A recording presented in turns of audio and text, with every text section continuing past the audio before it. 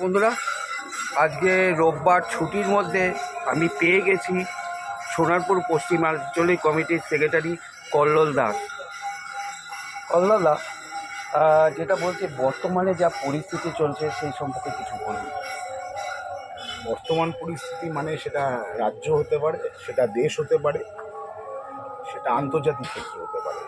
সব মিলিয়ে মুদ্রা কথা যেটা বলা যায় সেটা হচ্ছে এই সময়ে দাঁড়িয়ে পুঁজিবাদ ভয়ঙ্করভাবে অর্থনৈতিক সংকটে জর্জরিত এবং সেখান থেকে সে বাঁচার রাস্তা খুঁজছে।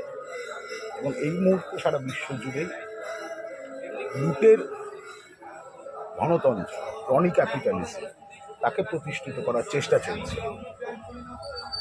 এখন সেই লুটের ধনতন্ত্রকে বজায় রাখার জন্য সারা বিশ্ব জুড়েই শাসক শ্রেণী বিভাজনের রাজনীতিকে ব্যবহার করছে। কোথাও অভিবাসীর নাম করে, কোথাও বর্ণের নাম করে, কোথাও ভাষার নাম করে, কোথাও ধর্মের নাম করে। এবং সারা বিশ্ব জুড়েই একটা চরম দক্ষিণপন্থার ঝোঁক পরিলক্ষিত হচ্ছে। ট্রাম্পের পুনরাগমন এবং নতুন করে যে ট্রাম্পবাদের কথা বিশ্বে জুড়ে চলছে, তাকে নিয়ে আজকের এই বর্তমান পরিস্থিতিকে বিচার করা উচিত। একটা সাধারণ কথা আছে যে বামপন্থীরা শুধু আন্তর্জাতিক কথা বলে। আসলে আন্তর্জাতিকের বাদ দিয়ে রাজ্য বা দেশ চলতে পারে না। পেপসি চলবে কি চলবে না, কোকাকোলা চলবে কি চলবে না, অথবা আপনার দেশে ট্যাক্সের কি হাল হবে তা ঠিক করে দিচ্ছে ট্রাম্প। ভারতবর্ষে যা ট্যাক্স চাপাবে তার উপর নির্ভর করবে আমেরিকার ট্যাক্স। ফলে আপনি জিনিস পাবেন কি না সেটা যেমন নির্ভর করে ট্রাম্পের ট্যাক্সের ওপর, স্বাভাবিক কারণেই বামপন্থীদেরও আন্তর্জাতিক স্তরকে ধরেই চলতে হয়। আমরা বামপন্থীরা যেটা মনে করি, পৃথিবী জুড়ে একটাই কথা, সেটা হচ্ছে বিভেদ আছে। সেটা হচ্ছে ধনের বৈষম্যের বিভেদ, শিক্ষা পাওয়ার অধিকারের বিভেদ, সুচিকিৎসা পাওয়ার অধিকারের বিভেদ।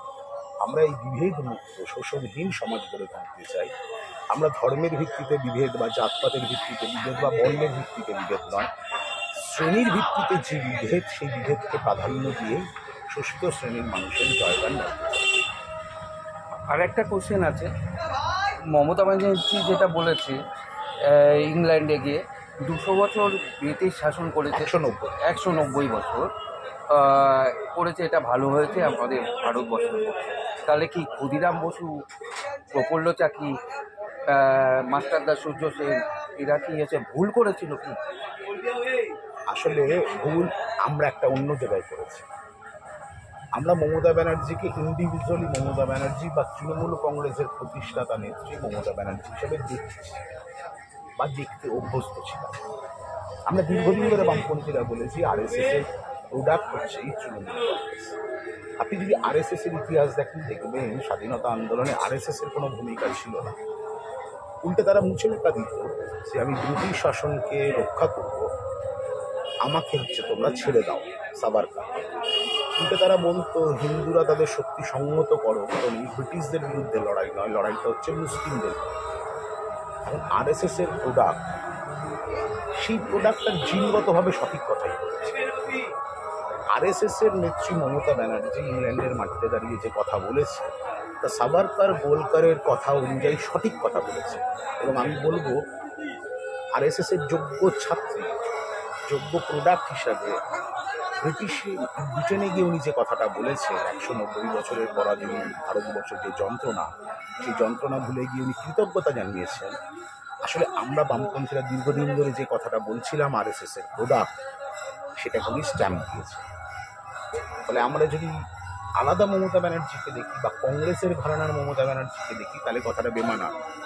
কিন্তু যেহেতু আরএসএস এর ঘরানার মমতা ব্যানার্জি, উনি ওনার সঠিক কাজটাই করেছেন।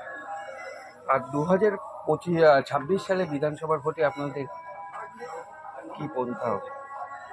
দেখুন, যে কোনো রাজ্যে বা দেশে, পৃথিবীর সংসদীয় গণতন্ত্র মানুষের রায়ের ওপর নির্ভর করে। এখন আজকের এই পৃথিবীর উন্নত পৃথিবীর ব্যবস্থা, যোগাযোগ ব্যবস্থা, এই সংসদীয় গণতন্ত্রের রায়কে প্রভোগ করা যায়, রায়কে পরিবর্তন করা যায় নিজের মতো করে, তার চেষ্টা চলে। আমরা আমাদের লড়াই শুরু করেছি বহুদিন ধরে। 2026 সালে আমরা চাই পশ্চিমবাংলায় মূল মুদ্রা হোক অর্থনীতি। রাজ্যটা এগোলো কি এগোলো না, দারিদ্র্য সীমার নিচে মানুষকে নামাতে পারলাম কি না, দারিদ্র সীমার নিচের মানুষকে উপরে তুলে আনতে পারলাম কিনা, দারিদ্রকে দূর করতে পারলাম কিনা, নিরক্ষরতা শিক্ষাকে আমরা সুব্যবস্থা করতে পারলাম কিনা, স্বাস্থ্যকে পৌঁছে দিতে পারলাম কিনা, বেকার যুবকদের কর্মসংস্থান করতে পারলাম কিনা, বন্ধ কলকারখানার শ্রমিক, কৃষকের ফসলের ন্যায্য দাম, এই দাবিগুলোকে আমরা সামনে আনতে চাই। খুব ভালো করে ফলো করে দেখবেন বিজেপি তৃণমূল আসলে যে দাবিগুলোকে নিয়ে আসতে চাইছে তা মন্দির মসজিদের মধ্যে ঘোরাফেরা করানোর চেষ্টা করছে। এখন মানুষ যদি মনে করেন মন্দির মসজিদই হচ্ছে মুদ্রা, জগন্নাথ মন্দির করা অথবা কোনো মসজিদ তৈরি করা এটাই হচ্ছে মুদ্রা 26-এর, তাহলে অবশ্যই বিজেপি কংগ্রেসের মধ্যেই তৃণমূলের মধ্যেই ঘোরাফেরা করবে মানুষ। কিন্তু যদি মানুষ মনে করে যে ধর্ম করতে গেলেও অর্থের প্রয়োজন, কারণ মাঝারে চাদর চড়াতে গেলেও আপনার টাকা লাগবে আর ফুল লাগবে আপনার পুজোর সময়, তাহলে অর্থনৈতিক যদি ইস্যু হয় তাহলে 26-এর নির্বাচন বামপন্থীদের বিকল্প কোনো দল নয় পশ্চিমবঙ্গে। ধন্যবাদ। Thank you.